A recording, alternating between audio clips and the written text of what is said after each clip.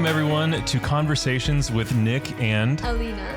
And we are so excited to be with you today. We are going to be talking about marriage and three steps, three ways to make sure that your marriage, whether you're married now or want to get married in the future, is hot and steamy. Hot and steamy. And when we wanted to talk about hot and steamy marriages, there was one couple that immediately came to mind. And they weren't available. So here we are. That's amazing. This is Bobby and Katie McDonough. Welcome, Bobby and Katie. Thank you for being with us. Bobby and Katie are great friends of ours. We've been friends for, maybe, 4 or 5 years now?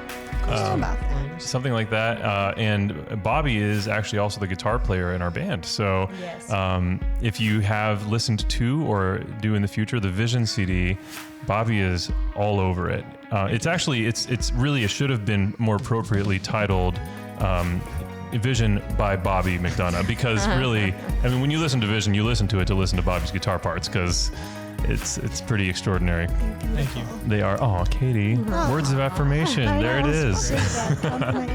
Before we get into the topic of the day and learn more about the two of you as well, I just wanted to say, if you're unfamiliar with Conversations with Nick and Alina, we talk about Christian life, Christian questions, or even non-faith related questions. We are always honest, sometimes messy, but you will always see exactly the truth from us. And this is just a really important tenet for us in this show. And then also, I recently was listening to, I listen to a lot of different podcasts, and I realized something. I have done a criminal disservice to our patron community.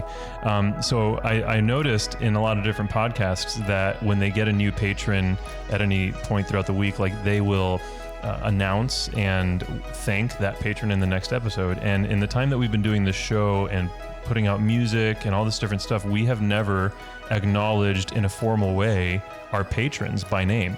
So I want to start doing that from here on out. Whenever we get new patrons for the ministry that we're doing, I want to acknowledge them publicly and thank them for being a part of it. So because at this point we've gone this long not doing it, the initial list is a little long, but here we go. Thank you so dearly and lovingly. We appreciate you, Lynette Bryant, Jonathan Moody, Todd Kaminsky, Kathleen Remenerick, Rita Drost, Julie Boyle, Alyssa Tipping, Gladys O'Hollerans, Corey Mack, Samantha Byrne, John Wood, that's Dr. John Wood, Hernan Garcia, Esther Garcia Tio, Sarah Alegria, Nancy Dargart, Lisa Langton, Joel Fieldspausch. I am so sorry. I love you. Your name, man. Joel. And then finally, Kayla Batch. Thank you all so much for supporting the work that we're doing. Thank you. It means the world to us. Thank you. None of the stuff that we're doing is possible without your support. And if you would like to become a patron, you're welcome to. We definitely would love that. And you can check out more about our patron community at nickandalina.com/patron. There are some really cool rewards for all of the patrons there, including some merchandise and a lot of different giving levels. It's as cheap as a coffee a week if that's your thing. So anyways, moving on to why we are here. And in case you're hearing some background noise and you're wondering, are they shooting this podcast somewhere in the middle of Afghanistan? No, we are in Northwest Ohio, and we brought our families together for dinner, and our children are all Trapped. they're trapped. We barricaded them in the living room. Being neglected. The TV is helping. They're watching sustain Tangled. them. If you're hearing some music or lines that you recognize from the movie Tangled, just Feel free to sing along. Yeah, feel free to sing along. But yeah, if you hear any ruckus, that's what it is. Maybe one of us might have to step away at some point. Yeah. Anyways, here we are. And I'm actually going to pass the baton over to you, my love, because you prepared some cool stuff for us to talk about on this topic of marriage and being hot and steamy in our marriages. Hot and steamy. So these are 3 secrets, not just steps or things. These are secrets to a hot and steamy We're going to marriage. learn the secret. These 3 secrets are, ready for this? Growth, pursuit, and What's the last one? this is a fun word, mutuality. Oh, did you literally invent that word I for don't know. this? I thought it was a real word, so it is now. You heard it here first, folks. Mutuality. You say folks. Listen, I'm Cuban. I don't know what I'm saying half the time. It's the little English is only my second first language, okay? Okay, all right. So let us begin with growth. So when I mean growth, I don't mean like, let's all get fat together. I mean like, let's grow as people. Did anyone mistake when she said that? Did anyone assume when she said growth that she meant let's all get fat together? I was trying the wrong person. I was trying to keep things light and fluffy. All right, Okay, so continue to grow yourself as an individual to be a better person for your spouse, for God, Yes. for yourself, you know. I love that. So what does that look like? Pursuing holiness for yourself with your spouse. Well, and why? Why? No, sorry. I used the wrong word there. Growing Why is in growth holiness. important, right? Like, I think that it's so easy to be complacent. And I don't mean that to like be ironic. I mean that in just a legitimate, like, hey, I found my stride. I found my career. I found our routine as a family. Like, isn't that good enough? No, it's never good enough. I don't disagree with you, but why? Because if you're not going forward, then you're going backwards. There's no such thing as just staying still. So if Yes. you're complacent, if you're staying still, you're actually going backwards because there's so much more Right. to yourself as a person Yeah. in the future. And that applies Hopefully. to all areas of life. That applies to your, your relationship with your spouse, your relationship with God, your profession. Bobby, like you go on training trips all the time and you're constantly expanding your expertise, right? I mean, Yeah, it's true. and it's vital. And I feel like that's why teachers have continued education. Even like doctors have to stay up on stuff. If you don't keep practicing as a musician, you Yeah. kind of get Sound rusty. terrible. And, yeah. Yeah. You've always get Katie's like, I've been meaning to talk to you guys Now seems like the about how perfect time. terrible you sound. So what are some ways that you guys grow as individuals, grow as a couple together? So what are some ways that we do this? Starts with personal prayer, I think, right? Because your relationship with God, your search for God, actually it's God's search for you, but we can touch on that later with pursuit. It deepens that relationship and then allows you to change. And if you're not growing yourself in your spiritual life, then it seems impossible to help your spouse grow in their Yes. spiritual life. And if you're not helping your spouse, then you guys aren't growing together either. Yeah. And if you are trying to help your spouse spiritually, but you are not pursuing that for yourself, it's disingenuous. It's Right. phony. But it's also important to help your spouse as you help yourself, because there is no plateau. Like, I'm not gonna, I need to help myself and grow in holiness until I get to a spot where I'm comfortable, and then I'm gonna help you get to heaven. Yeah. It doesn't work that way. That's a great The point. struggle is real and it's all the time. And I'm never gonna hit that plateau, and we aren't as a couple either, united. The race doesn't end until you're dead and gone. That's right. Yeah. He's in human relationships. So people that we look up to, right? Like Nick, I look up to you. And I might think if I'm doing something at work or at home, seriously, and think like, if Nick were seeing this, Oh my would he God. How would Nick approve of feel this? about this? Get out of here. But if you can view your spouse in that way, like if I'm at work doing something that Katie would disapprove of, I shouldn't be doing this, like to have that mindset all the time, to think like Yeah. he's present Yeah. all the I'm going to time. make sure they're okay. That sounds fine. So So one of you mentioned earlier how important personal prayer is, and I want to kind of dive into that for a quick second, because if you're looking for your marriage to be enriched, for your marriage to be hot and steamy and delicious and all that stuff, like it might not be an obvious starting point to look at personal prayer, but I think it's probably the starting point. So to have God in your marriage, you have to pray together. You have to have, as a couple, a relationship with God. But it seems to me to be pretty self-evident that you cannot have a prayer life as a couple and a relationship with God as a couple if, as individuals, you are not proactively developing and cultivating that relationship with God for yourself as an individual first. Why do you guys think that's important? So I'm human, and my capacity to love depends on how much I allow God to change my life, right? Like, God is love, but I'm still broken. I'm still human, and I can only love as much as I'm physically capable of. So if I'm somebody who doesn't allow God in my life or don't believe in God, I still have some of it because I'm created in his image and likeness. Whether I believe that or not, I still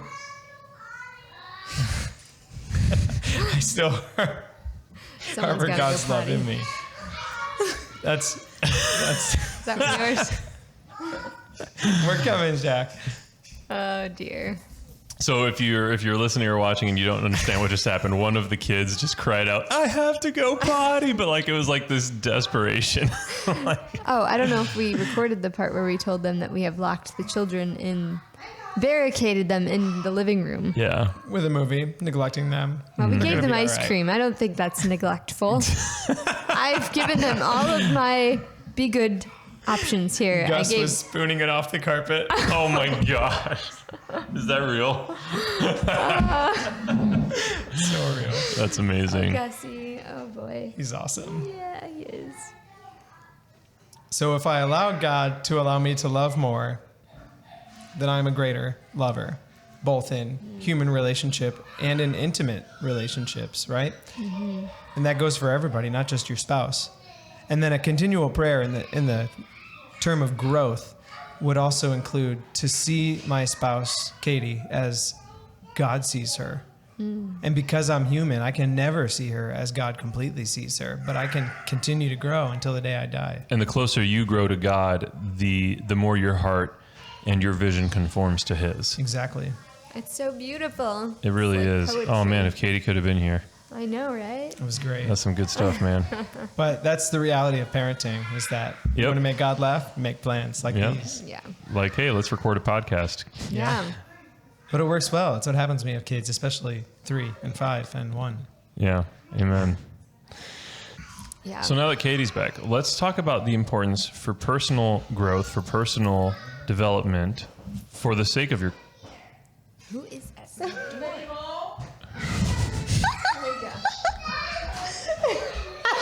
Praise God. If you're listening to or watching the podcast right now, my mom just came into the house and that's getting the kids all excitable. If you want to make God laugh, make Make plans. plans like, hey, let's record a podcast. Kids will be fine. It's cool. Oh my gosh, this is amazing. So what did I miss? I feel like we couldn't make up what has happened here tonight. Like, It's just awesome.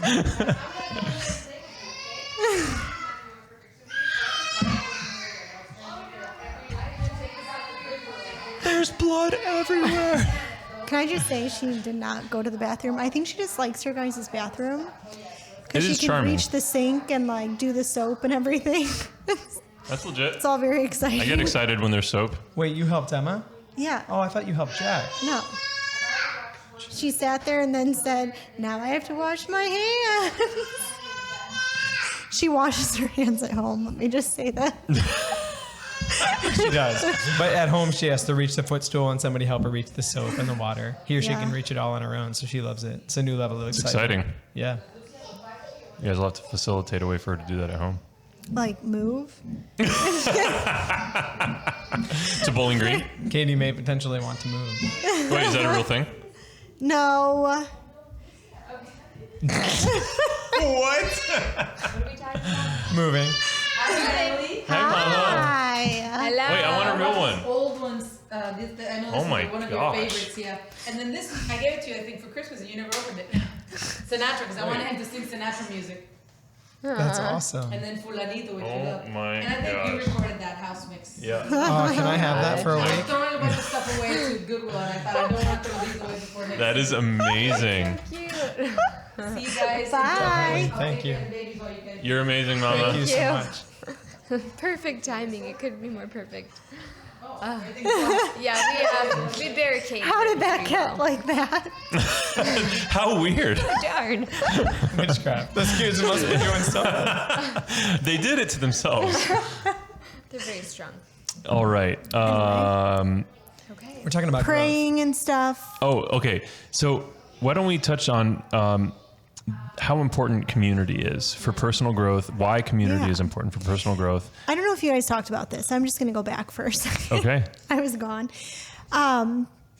But in addition to praying, I think it's very important to pray for your spouse Ooh. and pray for your marriage. I think there's a lot of people that, I don't know, maybe they do that. But just, if you're in an active prayer life, you should be praying for your spouse and for them to grow. I love that. Yeah. I think that the other thing that's important is a Eucharistic attitude towards your marriage and your family. And what I mean by that is an attitude and a spirit of thanksgiving. Yes. So like part of our prayer every evening together as a couple before we go to bed is Thanksgiving. Like we thank God for the day. We thank God for our children. We thank God for our marriage every day. And if you go into your relationship with your spouse with that attitude of gratefulness, it doesn't mean that everything's perfect. I mean, luckily for you, like you married someone that's pretty much perfect. Oh my goodness. Too. But in all seriousness, it's not a question of like waiting for things to be perfect to be grateful for the marriage, but it's more that like it really is a profound and amazing and beautiful thing. And now there are marriages that are hurting. There are marriages that are struggling, and there's a lot of pain out there. There are people very close to any of us. If you're watching or listening, or maybe even it's you, like marriage, don't misunderstand, like it's not easy. No. Yeah. And so that attitude and spirit of gratefulness, like it can become an impetus for that trajectory of like the lens through which you see your spouse. When, even with our kids, like we teach our kids that if our kids are complaining about stuff, it's like, well, what are you thankful for? And we make sure that our children in their bedtime prayers, they have to mention what they're thankful for from their day. Like we need to, if we're looking at the world through this lens of thankfulness, like it's really, really hard to hold bitterness, or like a victim attitude, or, I just think that that's fundamentally crucial. Right. Amen. Heaven is achieved here. And that's how we get there. And we're not going to get there by complaining every day or by not being grateful, thankful. Yeah, absolutely. Another point going along with having a healthy community to surround yourself with is who you seek counsel from is so important. Mm-hmm. So like there are some things that I just can't talk to my parents about because I don't want to like jeopardize their relationship with Nick or something. Like back when we were dating, that was an issue because I was very much naive and was like, Mommy, Daddy, what do you think of this? And it caused so much tension. So yes, surround yourself with, fellow holy people that'll bring you up closer to God, closer to each other, and then counsel. Don't go asking people that, obviously do not have their brains on straight. Yeah. Because when you're looking for advice from people, you know who to ask to get what advice. It's a reality. Like, and a lot of times we kind of go to the people that we want to hear a certain answer from. Right. Sure. Mm-hmm. To validate our choices or validate our perspective. Yeah. I think just personally for us, we're really blessed to have such a strong group of community and friends who believe what we believe. And we also have these friends who not only support our marriage, but they're warriors for our marriage. So, it's not, I'm going to go to Alina and say, you would never believe what Bobby did. These are, the top 10 reasons why he's terrible.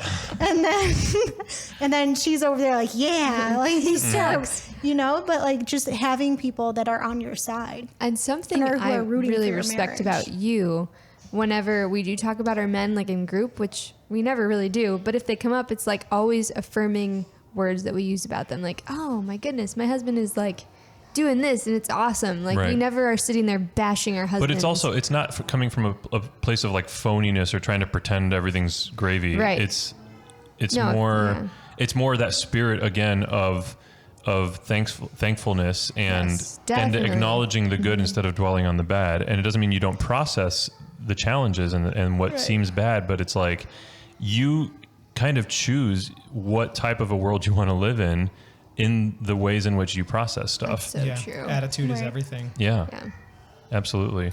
You can't be blind to problems, but like a lot of times we create problems when they're not there, or we exacerbate problems into something that they really aren't. Right.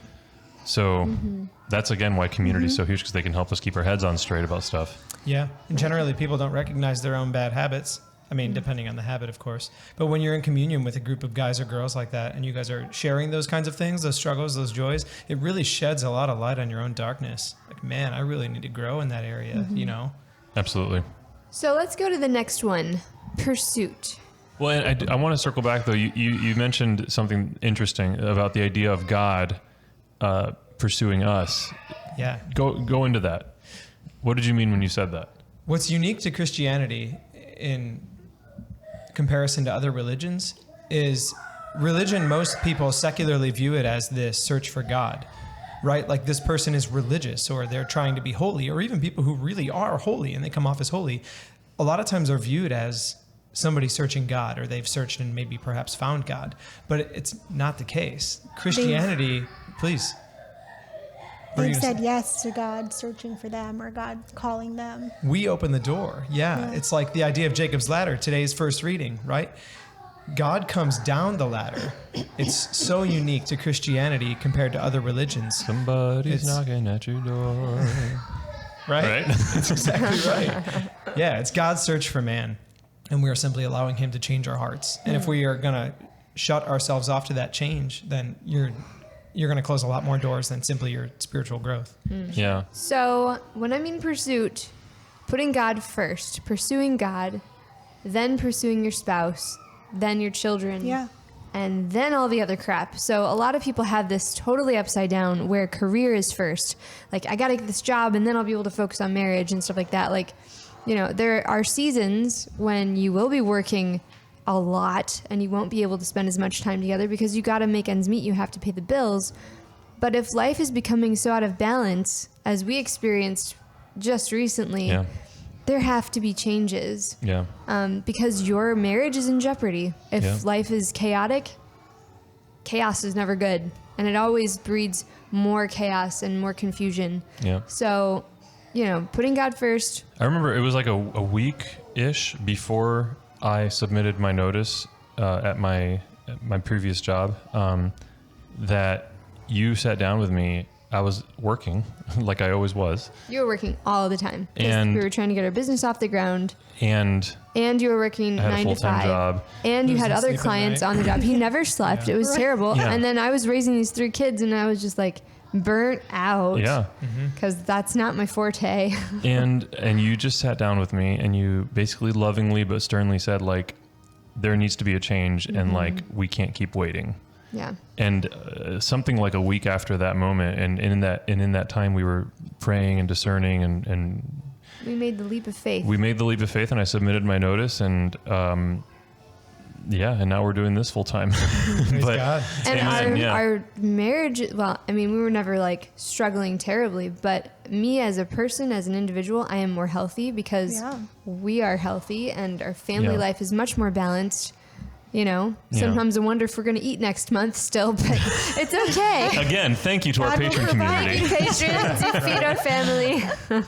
But anyway, so pursuing. Have you guys like ever experienced? I know you're traveling a lot with stuff, so I don't know. Yeah, it was huge. Just my last job. So I fix hospital machines for a living. It's been my career since when you're not playing guitar for Nick and Alina. When I'm not playing guitar for Nick and Alina, that will soon be my full-time gig. Oh, that's right. Again, nickandalina.com/patron. Gotta feed Bobby's family. Gotta get him on a salary. So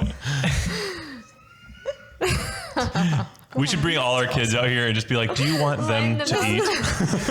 Someone can sing like Sarah McLachlan. I will. In the arms of what were we talking about? So you're traveling. Oh, yeah, my job. Right. So I was field service doing this, pretty much making my own schedule the whole time during my career. And I got a job, my last job before my current one, where I was traveling all the time. And the condition when I got the job is that I would travel less than 20% or 20% or less of the time. So I had a job in Dayton installing a cart washer, and I was home every night sleeping, but I wasn't getting home until 7:30 at night.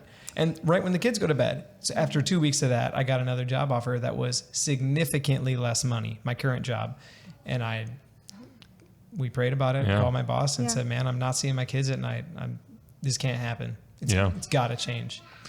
Go ahead. Well, that key right there that you suggested, that God is first and then spouse. And that is huge right there. A lot of people overlook the spouse versus kids, especially when your kids are 3 and 2 and 1, because they're 100% dependent on mom and dad. Not just mom, but mom and dad. If you're listening, we desperately need fathers.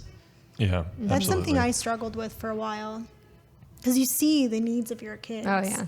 It's so obvious. And it's not always obvious to see the needs of your spouse. Yeah. Sure. And so, you know, I have this baby that's crying. And, you know, it's so obvious that I need to take care of these kids. Right. And so just my order of priority was kind of messed up for a while. And that took a lot of work to And kind I of think figure there that has out. to be like a season of grace for that Yeah. too, because Amen. when they're newborns, you're just darn tired, Yeah. and there's nothing you can do for your Right. spouse because you just need help. So But that example of, Yeah. of the reason that it's easy to misdirect too much of our focus to the children and ignore the spouse, like the example you just gave about the reason, which is that the kids are crying, they complain when there's an issue. all the time. We as adults don't communicate enough Right. our needs, Yes, that's right? very true. And what happened when you said to me, this isn't working, we need to make a change? What happened when you realized, like, this isn't working, I need to make a change? Like, when there's pain and there's challenge, like it means something, like something is causing that. And I think that it's why God in his genius gave us pain receptors. And like, if we hurt ourselves, we know that we got hurt. We can see it, we can feel it, and then look at the part of our body that we felt it, and we see, oh, we got a cut, whatever. And the reason that pain exists is to notify us that we need to fix Something's something. wrong. Yeah. Yeah. And I think that we too often ignore pain in our relationships. And when that goes on for so long, because there are couples that just kind of becomes the status quo. Like, we just ignore this elephant in the room, that our relationship sucks, that you ignore me, that you, whatever, even something as extreme as cheating. Like, I'm just going to allow you to keep cheating because there's, it just is what it is, even though, I'm miserable. Like, there are so many different types of pain, but like, we have created this kind of culture of, pain is the norm. Like, marriage isn't I'm not going to experience God in my marriage. It's just kind of this thing that we share rent, or we share a mortgage, or whatever. Like, Sure, we're roommates. yeah. And I think that from that framework, like, we need to take a serious look at our ability to communicate what we're feeling. We need to take serious stock of, like, am I communicating what I'm experiencing, the pain that I'm feeling? And then on the other end of it, are we receptive to hearing Right. that we are screwing up, right? Like, when Alina sat down and told me, like, we need to make a change, what that really meant is, Nick, you need to make a change.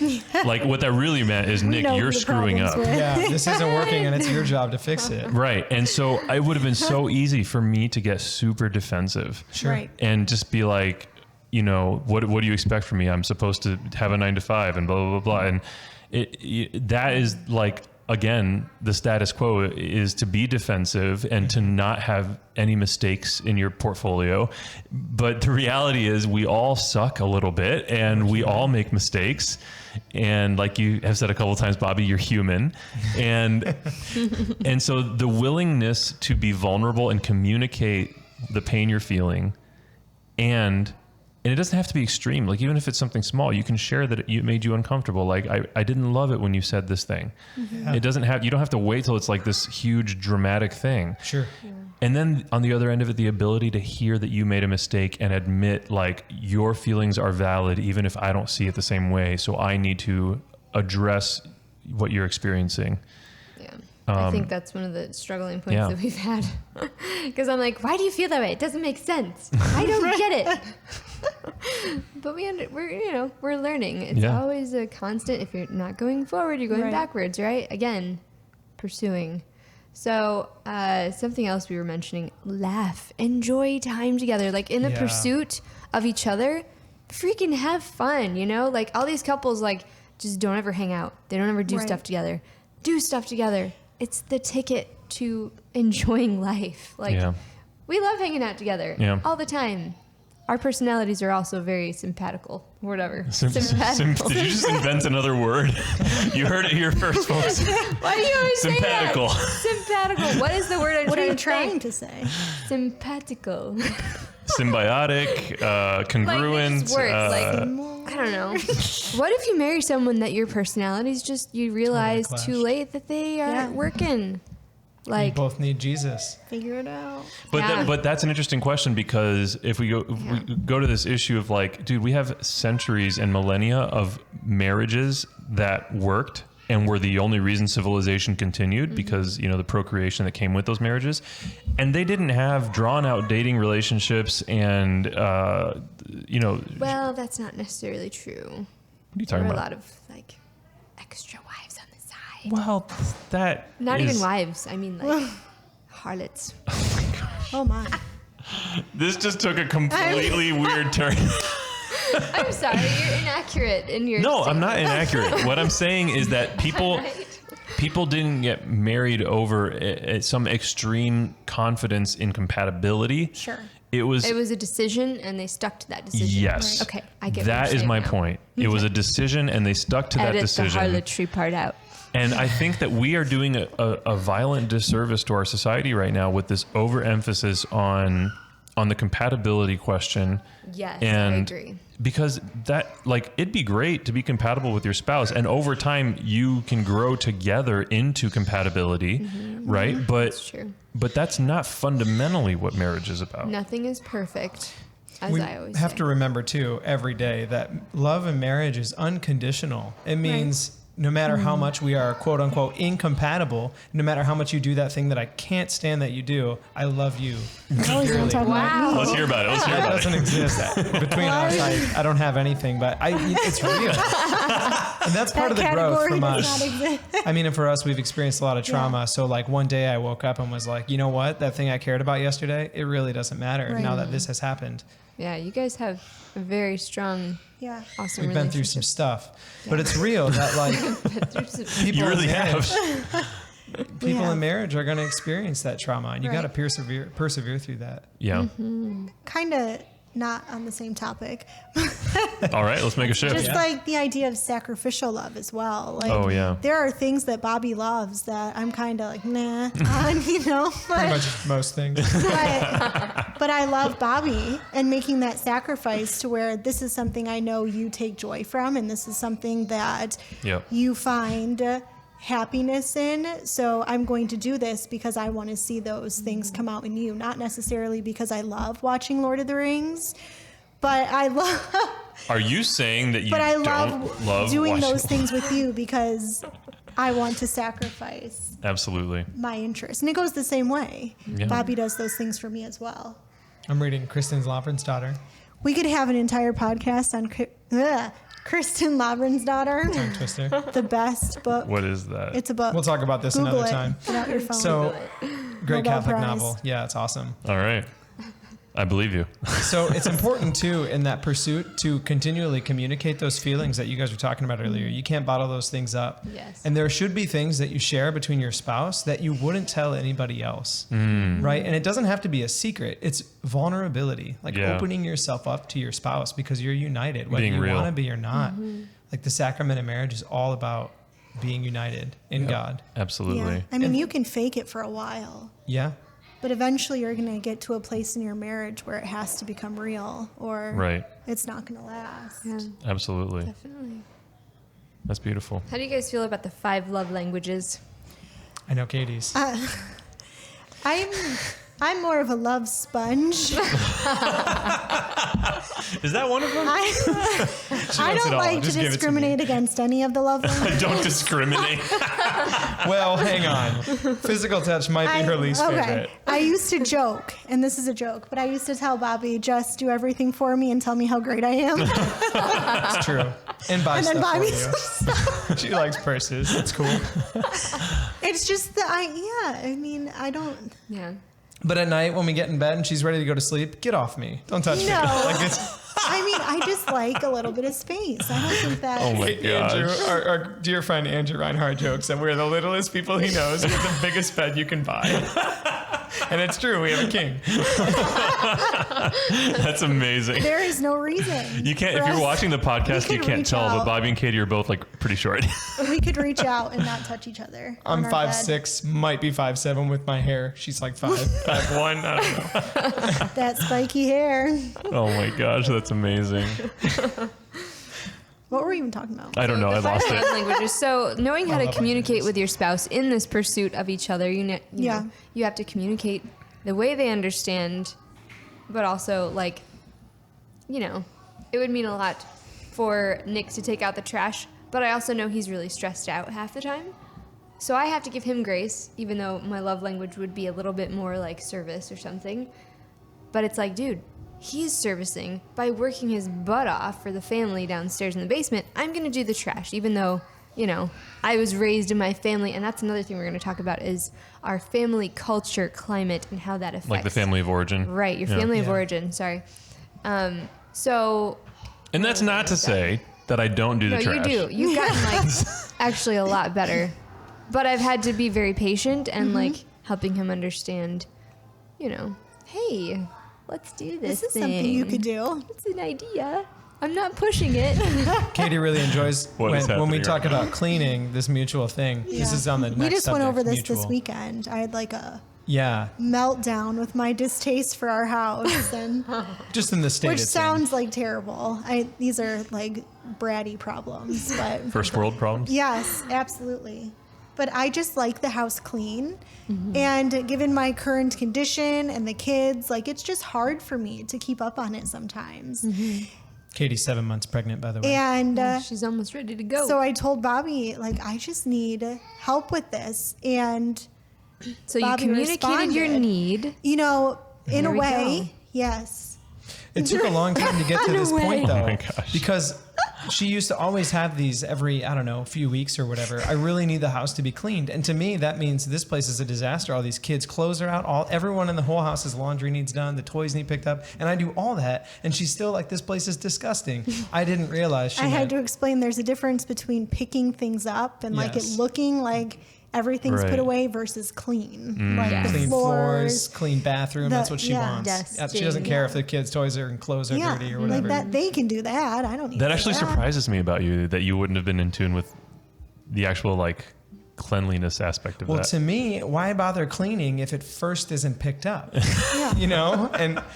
But then, it's just, when she said, I need this place clean, I was just going to do it all, start from scratch. But, that stuff takes time. Bring in the bulldozer. Right? Call the place And usually out. it leads to a spree of throwing things away, which is always a good feeling. I but did. I Yes, threw I some love stuff throwing away things today. away. I It's love great. it. It's the best. Congratulations. People who are married this and is what I struggling, recommend. this is what Get you a need garbage to do. bag Yep. and just like walk around your house. If you don't love it, just throw it. It's kind of like You don't have to confession. throw it away. Donate it. Do it. Do whatever you do with your things that you don't want anymore.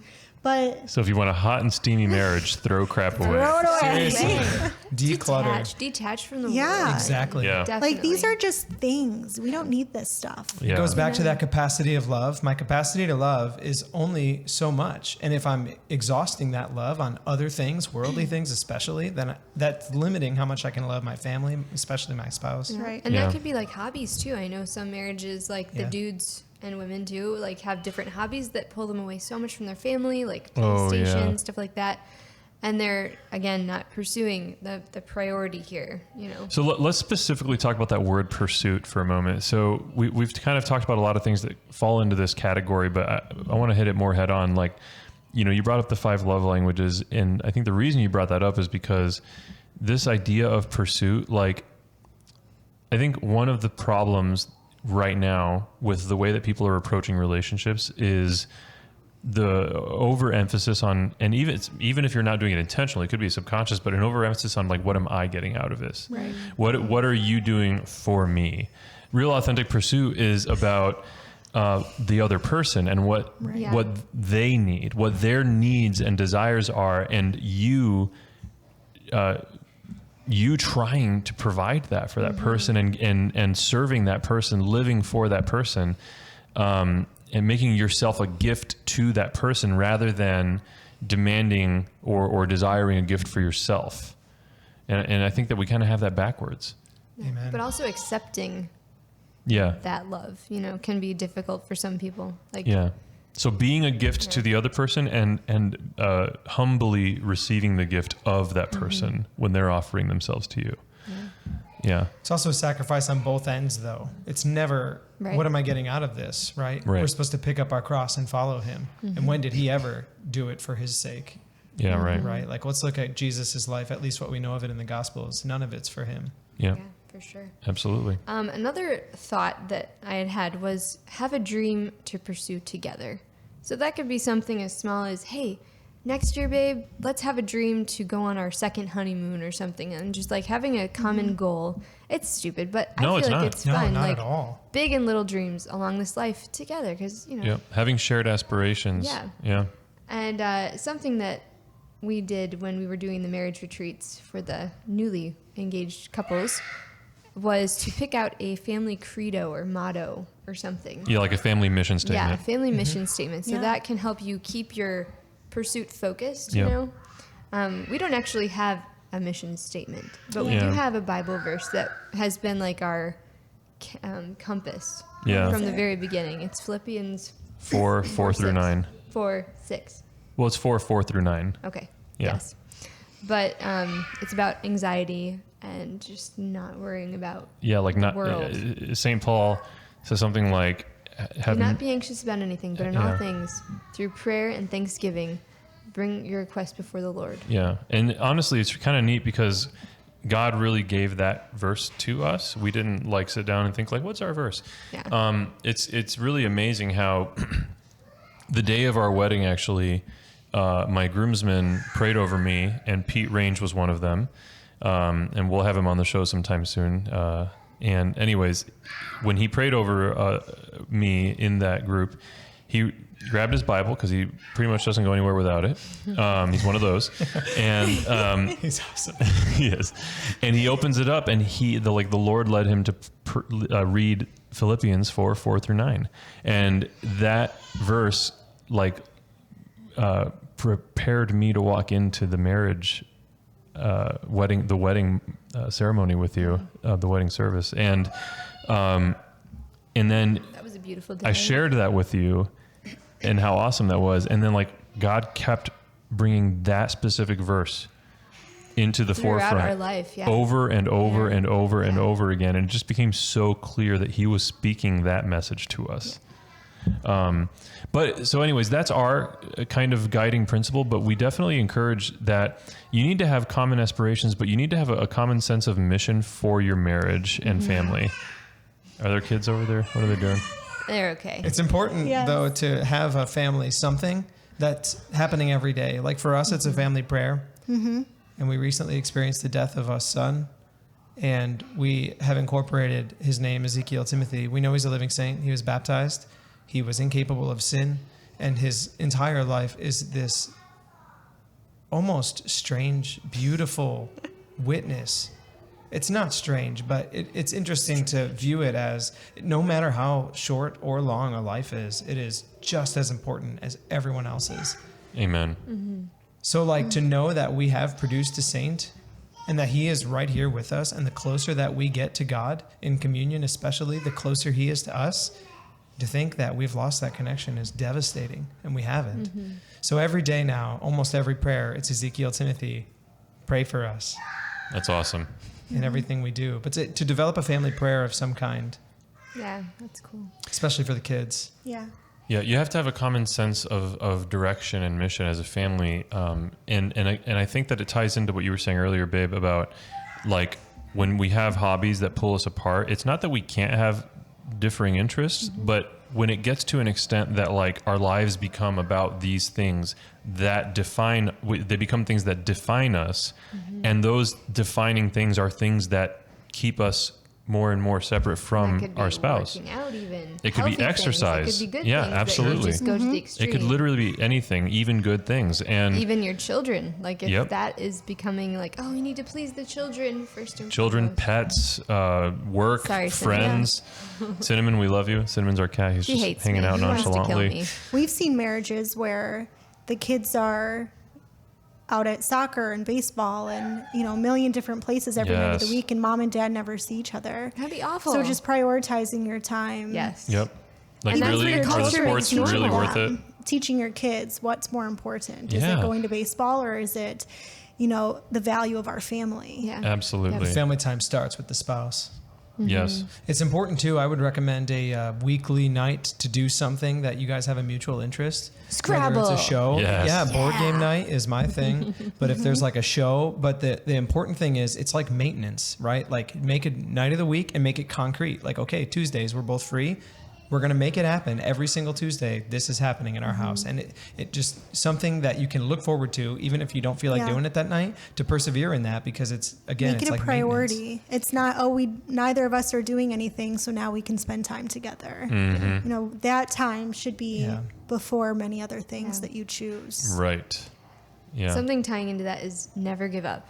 So it's never too late to start doing these things. You know, if there's a marriage struggling right now, it's just never too late, but it takes effort.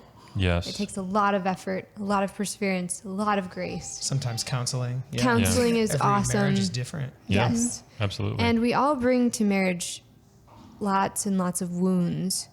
Yep. Especially, and I think we're going to move on to mutuality now. So, sex.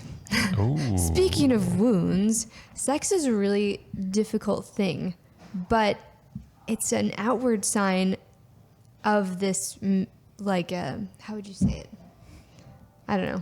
Well, the word sex got me all confused. You got all flustered. I can't think straight. Have a drink of water. It's not strong enough. Oh my gosh. So, yeah, but it's a very vulnerable thing. It is. And if you've got a past, if you've, it's just scary sometimes, and It's you have to communicate, like, hey, I don't like this, I really wow, like we're that. going there. What? It's all part of the thing. Yeah, it's real talk. I get Sorry, what I you're know saying. we're going to talk about sex. It's the most total gift of self you can Yeah. give. Like, it's the Yeah. ultimate last gift. Hi, Emma. As your our ears, daughter, children. who's 3, our offspring, is calling out for me. Oh, she walked away. Okay.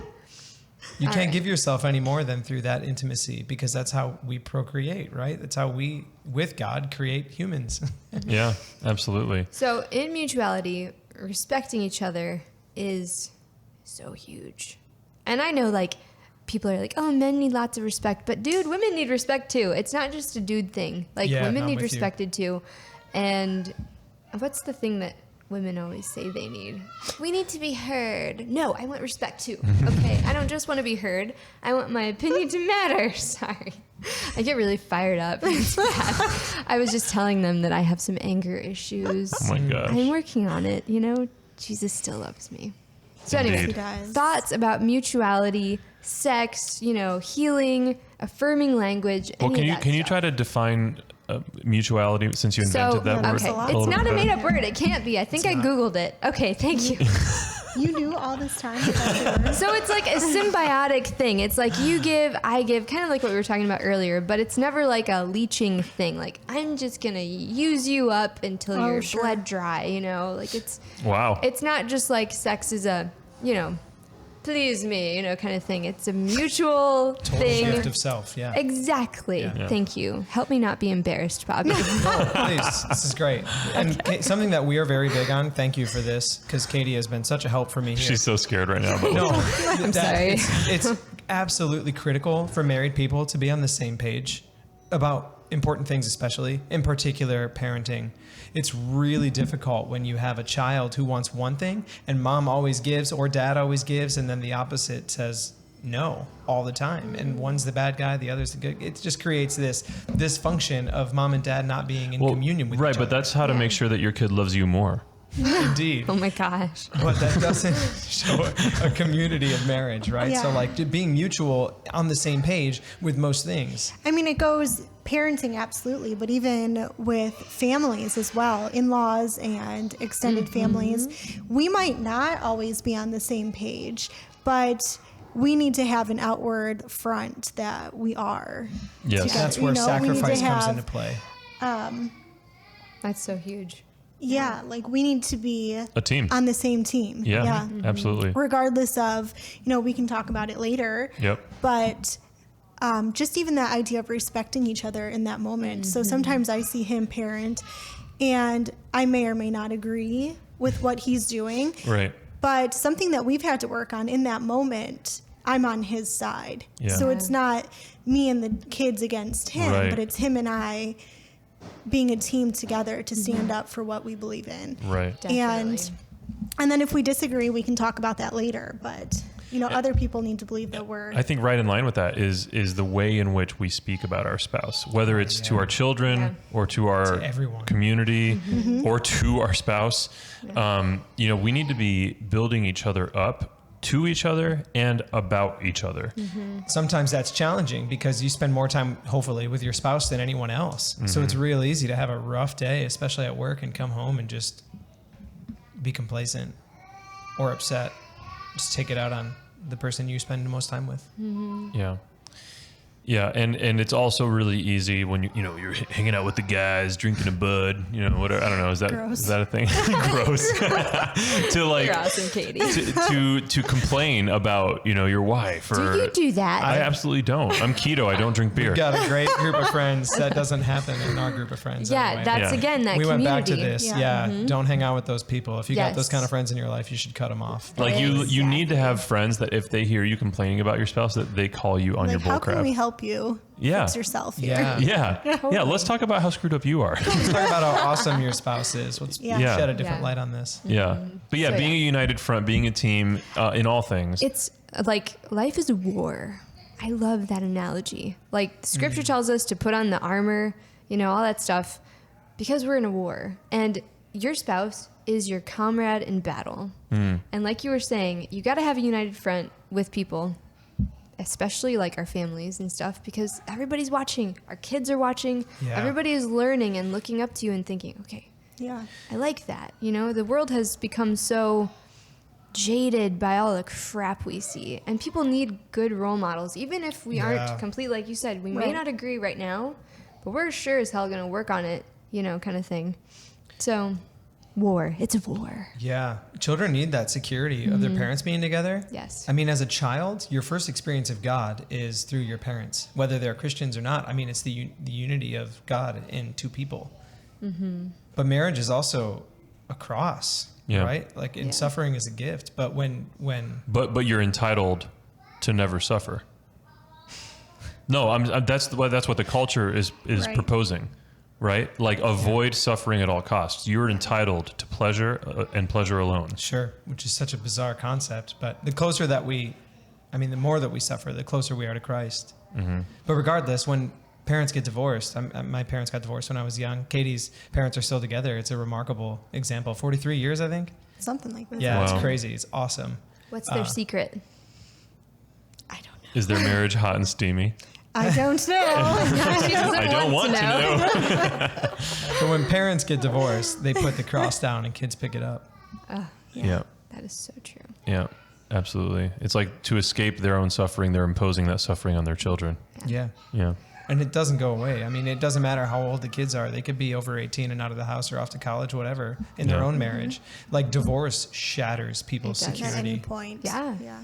And then you Yeah. start wondering, like, oh crap, are we gonna be okay? Like Yeah. those people, we respected them. They're not okay. Are we Yeah. gonna be okay? It's terrifying. Absolutely. I mean, we're okay. We're good. We're gonna be great. Because we're a Why team. do I keep and we hitting have you? this made up thing called mutuality. It's not made up. It's real. Are Google you guys it. on the same page? Is this mutual? Yeah.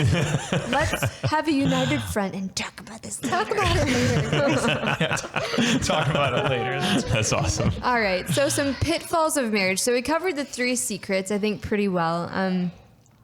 I did want to mention forgiving each other is part of mutuality. Like, Yeah.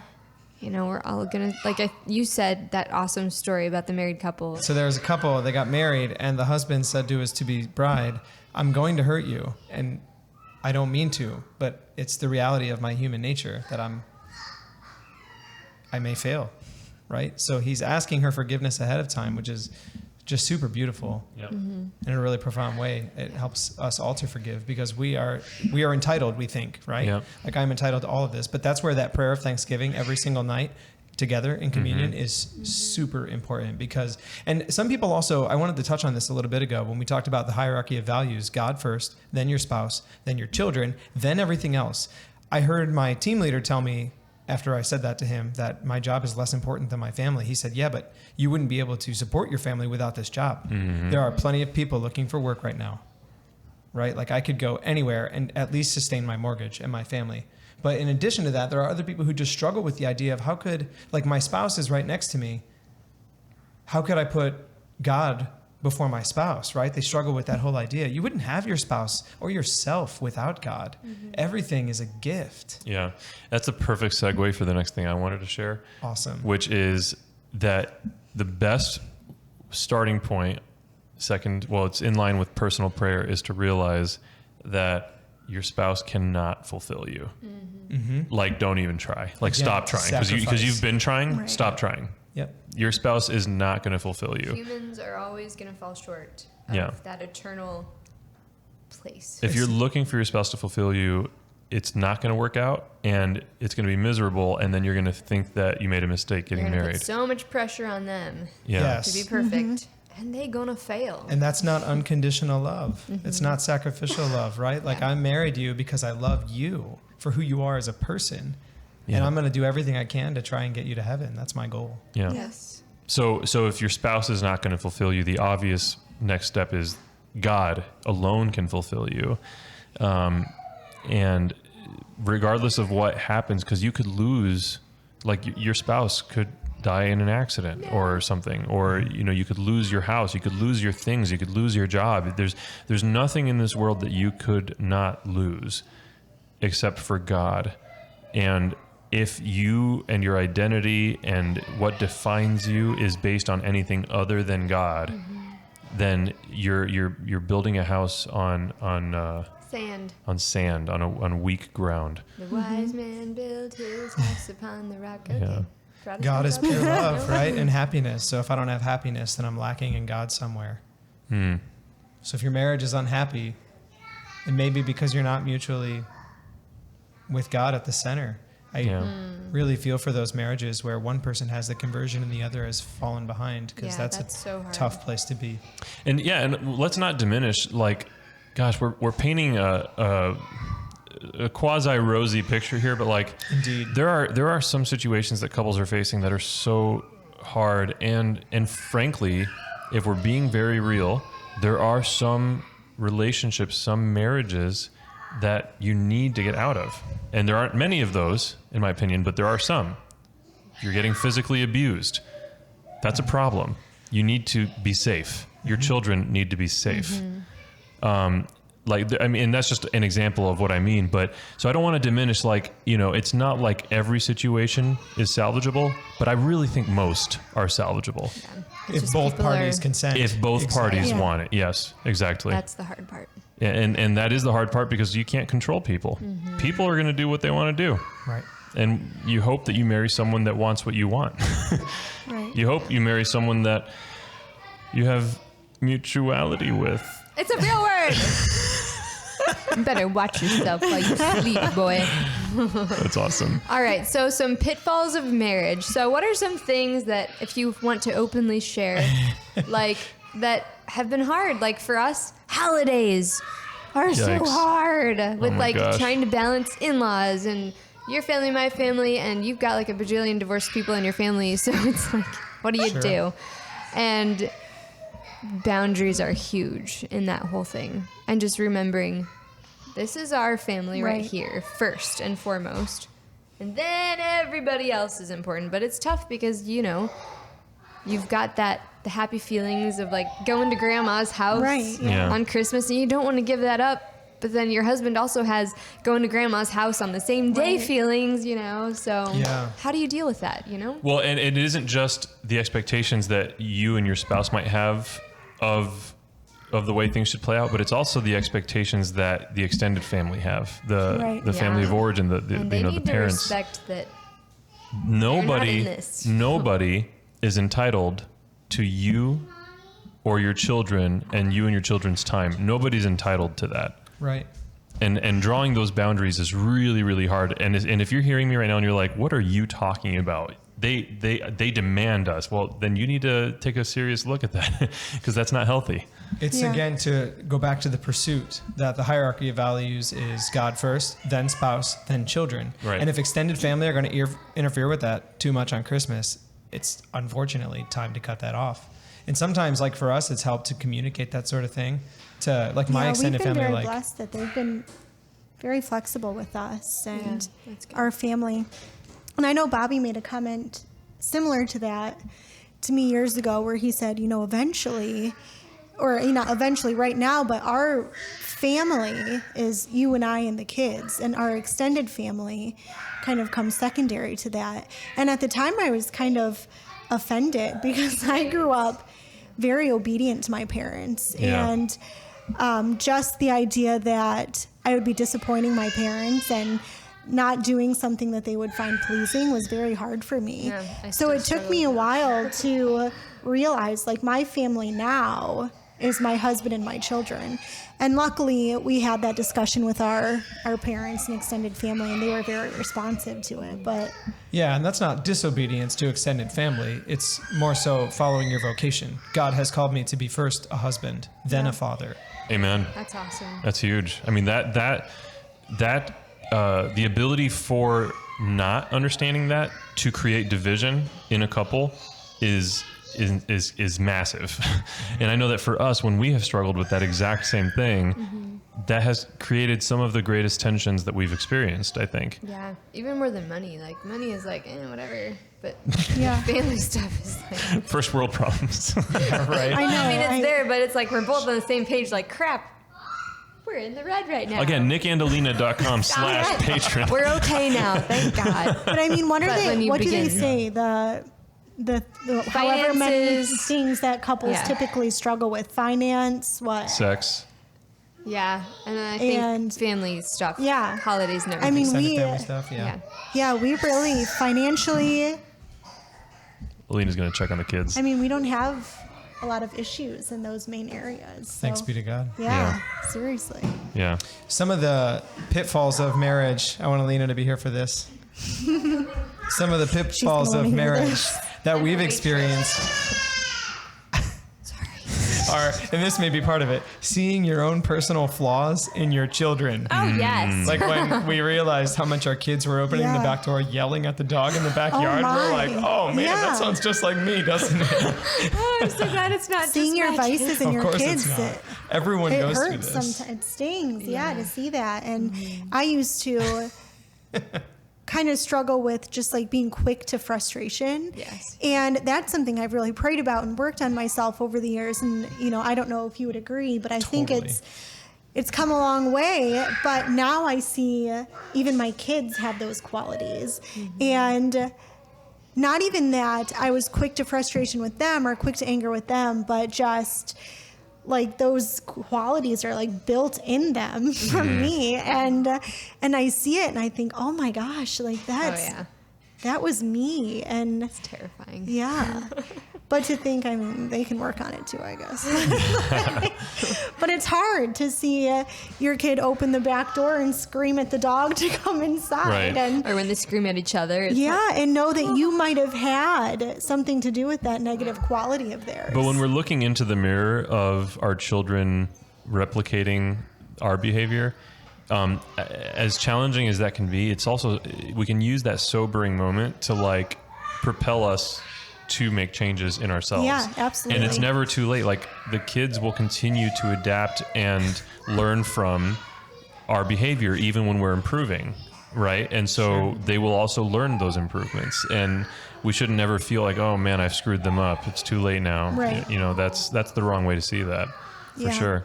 something. And I've even seen the other way. Some of Bobby's best qualities I see in our kids sometimes, and it's beautiful. Awesome for you. Like Jack, he loves to serve people, and it reminds me of Bobby. If I need help, he's the first person to get up and try and do it. And Emma she's a people pleaser. So if she has a toy and she says to someone she wants to play with it still, even after they ask, and she sees they get upset, she'll instantly give it to them because she wants to see them happy. Yeah. And those are just beautiful qualities that I see her get from Bobby and Jack.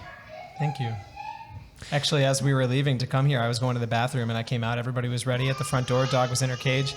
And Jack was getting my shoes out of the cubby for me. And nobody asked him to do that. Like, it was just a beautiful thing to see. That's so cute. Yeah. That is awesome. But in addition to that, like having your children see that, they also need to see that some level of intimacy and reality too. Yeah. Like, let them see you hug mom when you get home or dad Yes. and give each other a kiss. Like, don't discredit that because the kids are around.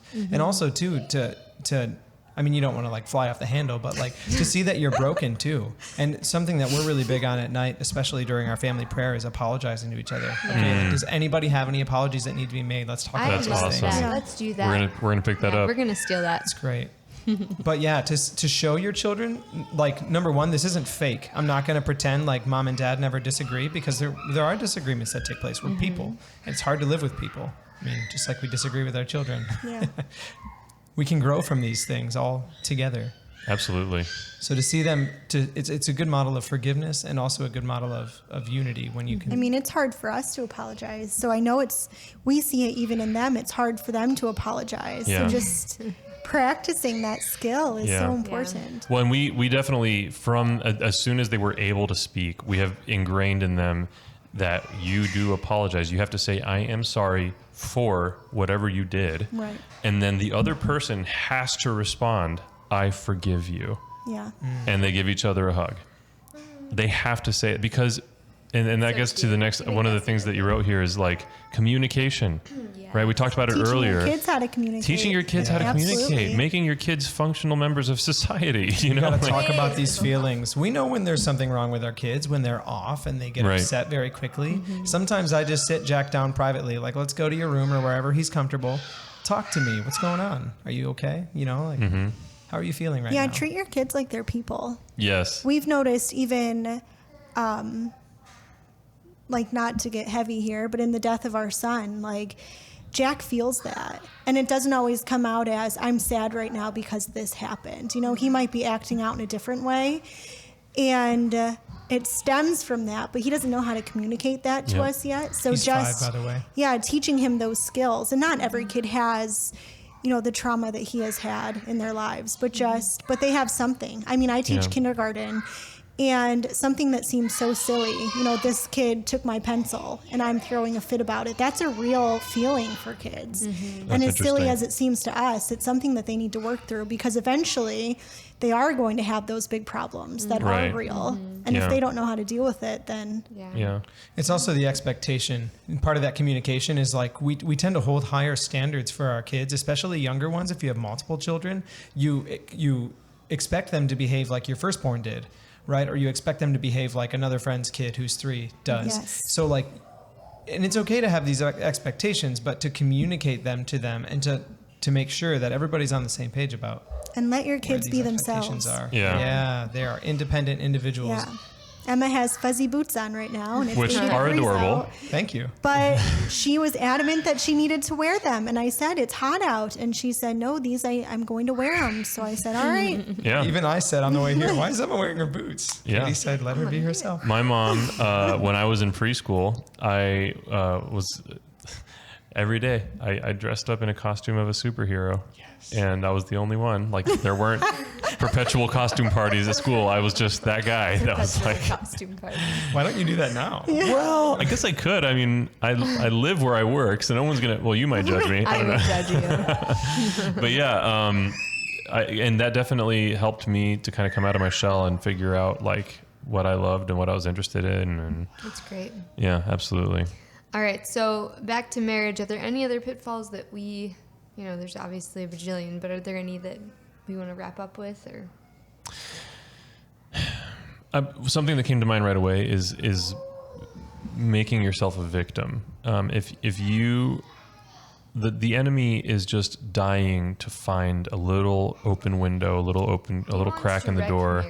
He wants to It's his wreck number one. marriages. Family is the nucleus of society. And if you start Part to of the see yourself as a victim of your circumstances and woe is me, and that becomes your programming, if you're giving yourself that programming by thinking that way over and over again, and that will devour you. And the enemy will use that to devour you, because he is a prowling lion seeking the ruin of souls. And any amount that is happening. So the way that we program ourselves, the way that we allow ourselves to think, the lens through which we choose to see things, because it's an active choice. Like, I am choosing at any given moment to see things a certain way. And if you not deluding yourself, right, but seeing like the other side of the coin rather than yeah, or just trying to be objective and thinking like things are not as bad as right now it feels like it is. Yeah. I think that that's huge because Looking ahead instead of behind or being, you know. But any little foothold or crack in the door that we can offer accidentally to the enemy, he's going to take advantage of and exploit. And so looking for any of those little holes in ourselves, it's not about like looking for the little holes in your spouse, but the holes in ourselves, because the only person in the entire world that you can control is you. And if there's a problem, start with you, because that's the easiest place to start, because you can actually control that. Right. Yeah. Amen. Yeah. Cool. So in closing. Wait, so how does all of this get me a hot and steamy marriage? Well, the holier you are, the hotter you I would get. I would say that if in the way that I treat you and in the way that I approach our marriage, you feel loved and pursued and appreciated, Yes. some hot and steamy stuff is going to go on. It's the security of marriage. Yeah. But it's also that giving of self is total, free, fruitful, and faithful. Yeah. Without any of those elements, then you're holding back. Yeah. I've never been more excited about you in my life. Oh, babe. I mean it. Likewise, the feeling is mutual. And I really, really believe Or is it that mutuality? I really, really believe that the hot and steamy nature of our current dynamic exponentially increased to become what it is right now when I made the decision to make a change, because you made the decision to confront me about the need for the change. Oh, we both noticed. Yeah, we both knew it was there, but like it was our choice to take action and really, you know, act on these things that we knew were there and to fix the problems that were there. And you feel appreciated. You feel loved by me. I feel loved by you. I don't want to speak for you. I shouldn't have said that. I'm going to say I feel appreciated and loved by you. If you want to say, I feel so loved by you. You said how you love her more now than ever. If I don't love you more tomorrow than I did today, then I'm not doing something right, because I'm not growing. Right. The more that I allow God in, the greater I can love, the more I die to self. Yeah. It's all a choice. It's a choice. You know, we all have to choose every day to be our best selves for our spouses, for each other, for God. You can't just not choose. Yeah. Heaven is right here. Regardless of what we've been through, we still have things we can be joyful about. Yeah. Let's do it together. Amen. Let's do it. Amen. Hoorah. Bobby, Katie, thank you so much for being here Your with marriage us. is a blessing to the world. It is. Thank Yes. Your family is a blessing to the world. Ezekiel, Timothy, Pray for Pray us. for us. pray for us. Pray for us. And thank you for sticking with us for this time. And we hope that in some way that our conversations today have edified you in your life. If you want to leave a comment down below Any and questions? share any questions or thoughts on the topics that we've discussed today. You can also message us privately if you have any questions. absolutely. If you're struggling in your marriage or anything. I mean, you worked as a diocese dude of marriage stuff. I think that was my your exact title. job It title. was. It's Yeah, weird. diocese dude of marriage It was stuff. weird. I really want that title. So you know some stuff, you know, and Okay, what he's she really means- smart. He's very smart. Okay. So message him if you need help. Sorry. No, I don't know it's why I awesome. felt like I needed to do that, but just in It's case okay. someone needs Yeah, help. absolutely. And you know, no, we're not experts. This is a really hard thing to be an expert Right. on, because people are complicated, Yeah, there's no and marriages simple are situation. made of people. Every situation's different. Exactly. But we also have experienced some of that trauma, the death of a child. So if anybody out there is struggling for that and wants someone to talk to, wants even just somebody to talk to about it or vent on, it helps. Absolutely. Don't pretend it didn't happen. I mean, for us, it helps. Yeah. We talk to family Talk about it. about We it. talk about him. We have a creepy amount of pictures of him in our house. We It's beautiful. have his presence among us all the time. It never goes away. And it's not that we're joyful about it, because we're not. It's real. But we know that there are people out there who don't know how to grieve with that that crazy amount of heaviness. So Yeah. bring it. Let's Yeah. talk about it. We're here for you. Thanks for offering Bring that. it. Of course. That's beautiful. Thank you so much for watching or listening, and I hope you enjoyed today's episode. If you would like to be a part of what makes this show possible and the music that we make and all the different things we do in our ministry, feel free to check out our patron family, our patron community. Lots of cool rewards for joining that. It's nickandalina.com/patron. We need a jingle for that. I can trigger it. We talked about that at the last episode. Anyway, anyways, Jesus loves you. Never forget it. Have a great day or night, depending on what time you're. What's that over there? How do we end this thing? Turn this thing off. How do we turn this thing off? We start going Before on and it hang just up did it by first. itself. I don't know. Oh, our children are calling. We gotta go. Bye.